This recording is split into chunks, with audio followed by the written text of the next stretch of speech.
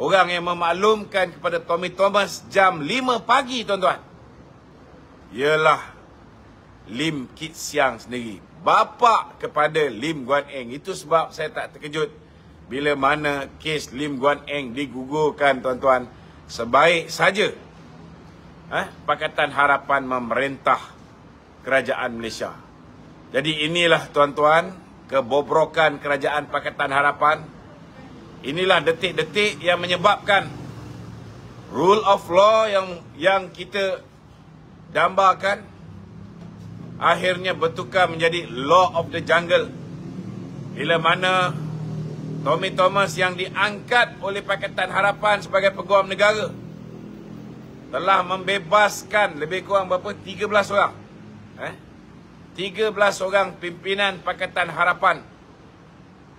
Baik Siva Rasa Rahsia dalam kes MCMC dan juga akta hasutannya, Eric Paulson dalam kes akta hasutannya, Hassan Karim, Tamrin Ghaffar, Rafizi Ramli yang sudah dijatuhkan hukuman 30 bulan penjara, akhirnya lepas begitu. Begitu juga dengan Tien Chua, begitu juga dengan penjenayah LTTE.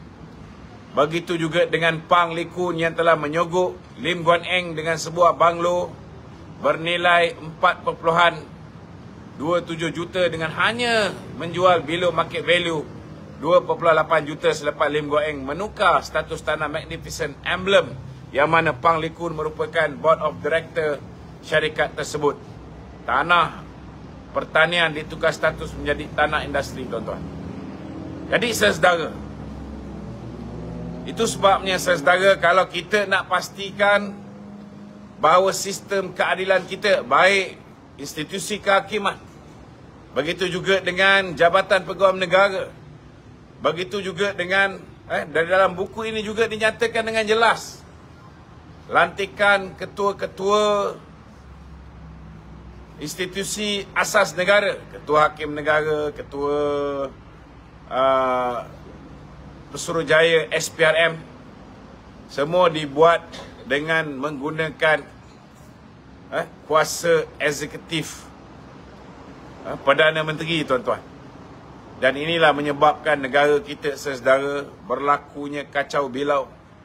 Dan ini juga menyebabkan 18 orang pemimpin-pemimpin UMNO telah pun dianiaya oleh kerajaan Pakatan Harapan. Termasuklah Datuk Seri Najib yang hari ini merengkuk di penjara Kajang, dan juga begitulah juga nasib yang menimpa Datuk Seri Ahmad Zahid Hamidi yang didakwa di bawah dua mahkamah, satu di Mahkamah Shah Alam 40 pertuduhan dan satu lagi di Mahkamah Tinggi Kuala Lumpur sebanyak 47 pertuduhan.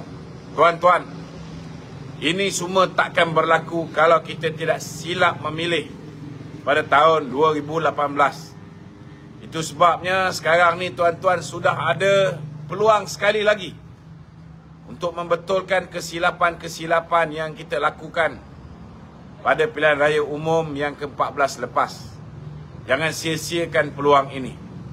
Kalau kita silap memilih pada pilihan raya umum 2018, undi sekali kita dapat 3 Perdana Menteri. Kali ini kalau tuan-tuan silap memilih, undi sekali tuan-tuan akan dapat 5 Perdana Menteri, tuan-tuan. Jadi fikir-fikirkanlah. Jadi bagi sesiapa yang ada persoalan, boleh diajukan persoalan itu di talian 011 3595 4044 011 3595 4044. Saudara, banyak lagi benda yang terkandung di dalam buku Tommy Thomas ini. Terlalu banyak, tuan-tuan. Jadi hari demi hari kita akan dedahkan. Cuma saya minta supaya Yang Amat Berhormat Perdana Menteri yang hari ini menjadi caretaker government, beliau harus segera declassified ataupun menyah OSA kan. Kalau hari ini laporan pasukan petugas khas diklasifikasi sebagai rahsia rasmi. Maka Perdana Menteri ada kuasa hari ini, walaupun caretaker government, perlu segera diklasifikasi laporan pasukan petugas khas ini, biar rakyat seluruh Malaysia dan rakyat satu dunia tahu tentang kebobrokan Pakatan Harapan ni, tuan-tuan. Sebenarnya apa yang dituduh, apa yang diperkatakan oleh Tommy Thomas dalam buku ini boleh mendedahkan banyak kepincangan Pakatan Harapan. Kita tak perlu nak memfitnah Pakatan Harapan. Kita cuma perlu beritahu rakyat perkara sebenar. Apa yang peguam negara mereka sendiri perkatakan tentang kerajaan Pakatan Harapan, tuan-tuan. Banyak kepincangan, dan insya-Allah malam ni kita akan kupas dengan lebih mendalam lagi, insya-Allah. Tanpa melengahkan masa, silakan. Tok ni diorang Ya. Tetap suruh tunjuk gambar muka depan buku tu. Ini ya, tuan-tuan. Diorang boleh beli Buku ni, tuan-tuan, boleh belilah. Tapi kalau nak beli buku ni, tuan-tuan membantu Tommy Thomas. Masyarakat antarabangsa, tuan-tuan, tak beli buku ni. Ini untuk maklumat, tuan-tuan. Jualan di peringkat antarabangsa sangat rendah. Yang banyak beli ni, saudara, orang-orang di dalam negara. Itu pun banyak nak tahu pendedahan yang dilakukan oleh Tommy Thomas ni. Okey. Silakan. Okey, Tok. Semasa pelantikan Tunku Maimun Ketua Wakil Negara, kenapa Jack tak ambil tindakan?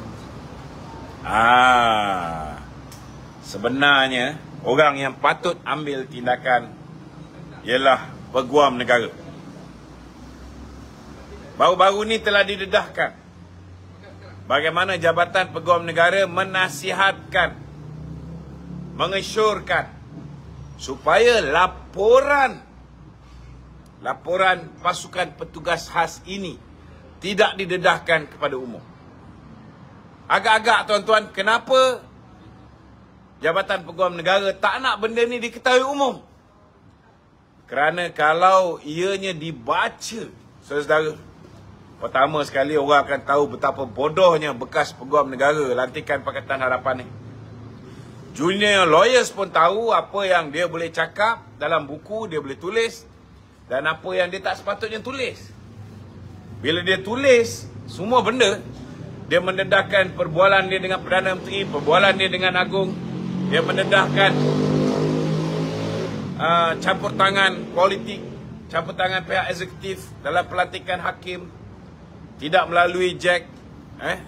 Dia mendedahkan tentang perbualan dia dengan lembaga pengampunan diraja, baik di peringkat persekutuan maupun di peringkat negeri. Dia mendedahkan banyak benda.